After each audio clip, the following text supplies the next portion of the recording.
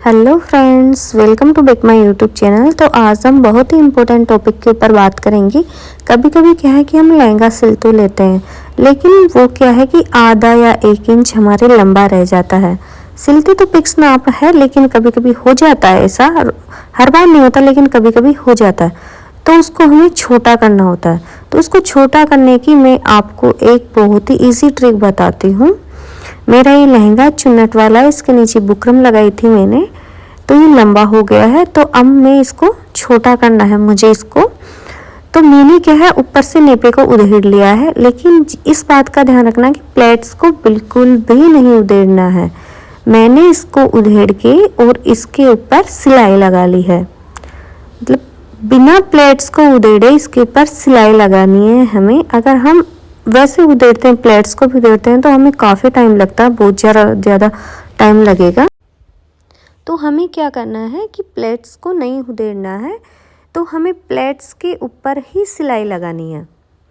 पहले हमें सिलाई लगा लेनी है, जैसे प्लेट्स है वैसे उसी तरीके से उनको मतलब एकसार करके और फिर उनके ऊपर सिलाई लगा लेनी है।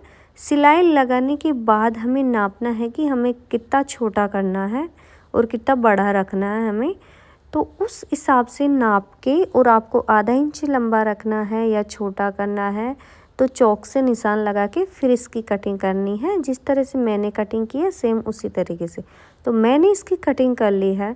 अब इसके अंदर बस नेपा जोड़ना है हमें।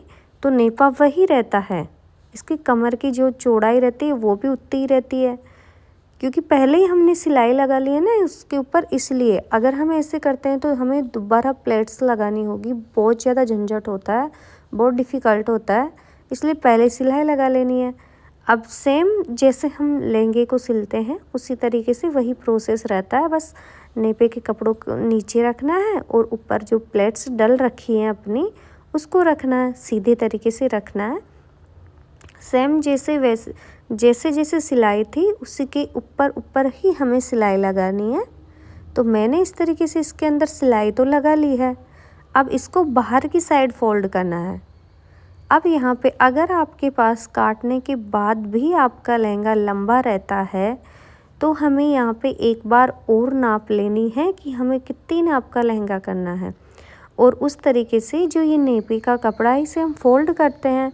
तो अगर अपना लंबा रह रहा है तो अपन इसे नीचे की साइड खिसका के और फिर सिलाई लगा सकते हैं। अगर हम इसे नीचे की साइड खिसका के सिलाई लगाते हैं तो वो बंधा हो जाता है, ऑटोमेटिकली छोटा हो जाएगा वो। पर आपको क्या करना है कि नाप लेना है पहले, फिर उसके ऊपर सिलाई लगानी है, ऐसे नहीं। तो मैंने नाप लिया था और नाप के फिर इसके ऊपर सिलाई लगा रही हूँ मैं। तो जो कम से कम मुझे आधा घंटा तो लग ही जाता है, क्योंकि इसमें एक बार अगर अपन सिलाई करते हैं तो वो इजीली कर लेते हैं, लेकिन अगर उसके ऊपर दोबारा अपन सिलाई करते हैं तो बहुत झंझट होता है, पहले से प्लेट्स डली हुई रहती है। तो मैंने ये तरीका निकाला है और उस तरीके से मेरा बहुत ही कम टाइम पे लहंगे को मैंने ठीक कर लिया है। तो आप भी इस तरीके से लहंगे को ठीक कर सकते हो। इसके नीचे बुकरम थी तो नीचे से तो फोल्ड कर नहीं सकती थी, इसलिए मैंने ऊपर से किया है। तो फ्रेंड्स, मेरा ये वीडियो आपको कैसा लगा, अच्छा लगा हो तो लाइक एंड सब्सक्राइब कीजिए।